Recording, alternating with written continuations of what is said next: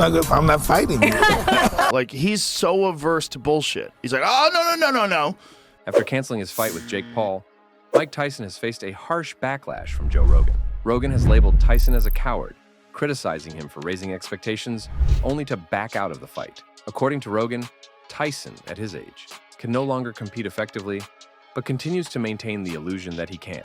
In a final blow, Rogan strongly condemns Tyson, suggesting that he should completely distance himself from boxing altogether. Rogan also shared his frustration over Tyson's recent choices, pointing out that instead of dedicating himself to training, Tyson spent much of his free time smoking weed with his friend Ric Flair, the retired WWE legend.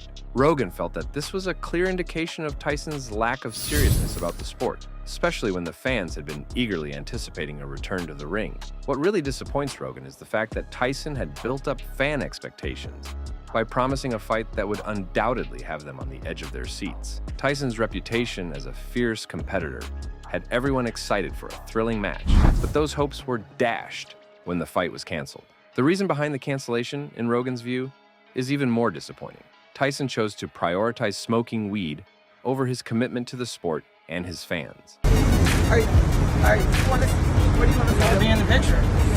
Gotta go bow. Do they have ballet?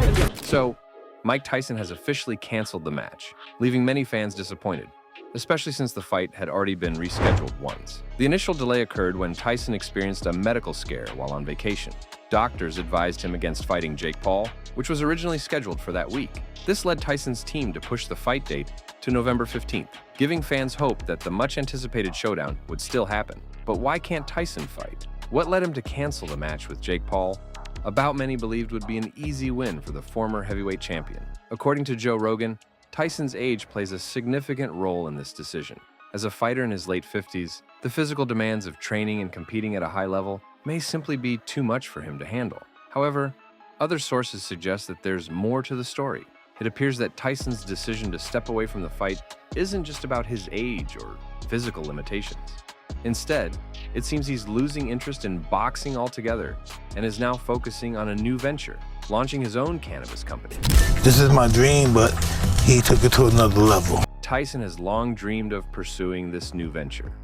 After experiencing what he describes as a miracle healing through cannabis, he became a passionate advocate for its benefits. For Tyson, the opportunity to enter the cannabis industry represents not just a business move, but a personal mission to share the healing power he believes in so strongly. He sees this as a way to create a lasting impact, far beyond what he could achieve in the boxing ring. Moreover, Tyson recognizes that his age makes continuing in boxing increasingly challenging and potentially harmful. While boxing has been a significant part of his life, he now sees greater financial and personal rewards in the cannabis industry. He believes that this new path offers a more sustainable and lucrative future, allowing him to move away from the physical toll of boxing and focus on something that aligns with his current passions and long-term goals. It is different from dispensaries, but it's like a dispensary. It's a ranch of marijuana. Right. It's the mother of dispensaries. You dig? Now that the fight between Mike Tyson and Jake Paul has officially been canceled, many are wondering how Jake Paul feels about it.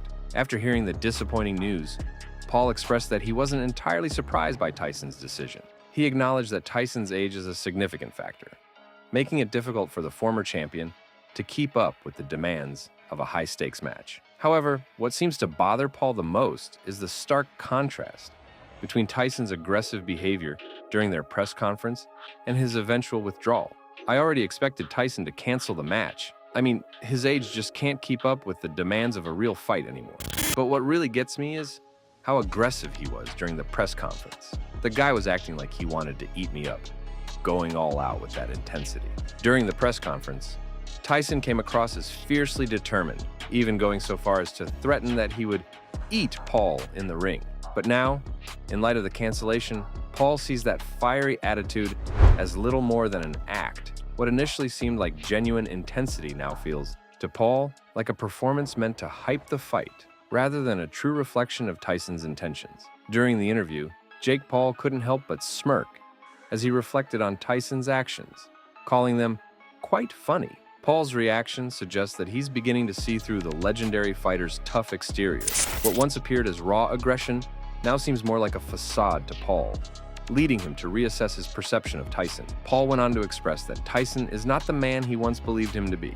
While Tyson might project an image of toughness, Paul now thinks that, deep down, the former champion is more of a scared cat than a fearless warrior. It's kind of funny, though, that he was so fired up then but couldn't follow through. Makes you wonder if he was just trying to psych himself up because deep down he knew he couldn't hang with me in the ring. Before the fight was canceled, Jake Paul gave the media a glimpse into his intense preparation for the bout against Mike Tyson. He proudly showcased his gym area, walking reporters through the rigorous training regimen he had designed specifically for this high-profile match. Paul spoke with confidence about the dedication and effort he was pouring into every session, determined to prove himself against the legendary Tyson. Now, with the fight officially called off, all of that hard work seems to be in vain.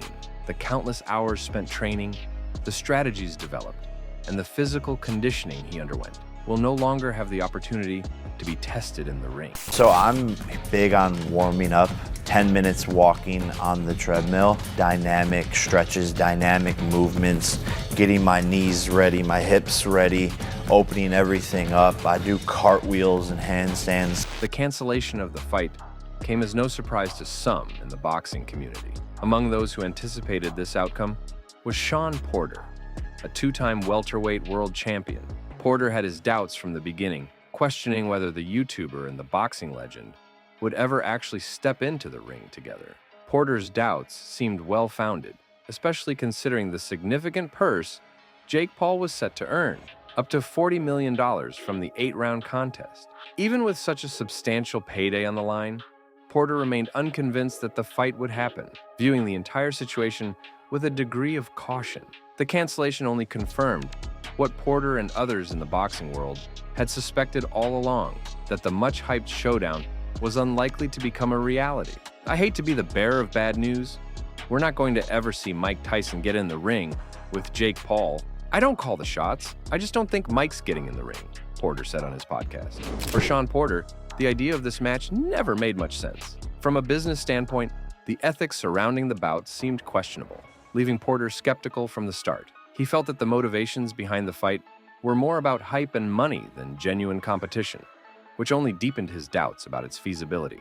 I just don't see it happening. It didn't make sense to me, even from a business standpoint. I feel like Mike and Jake, even to the lowest common denominator, it didn't make sense. So, this is why figures like Joe Rogan are voicing their criticisms of Mike Tyson. But what do you think? Is the cancellation legitimate, or could it be a ploy to generate more hype for the fight? Share your thoughts in the comments below.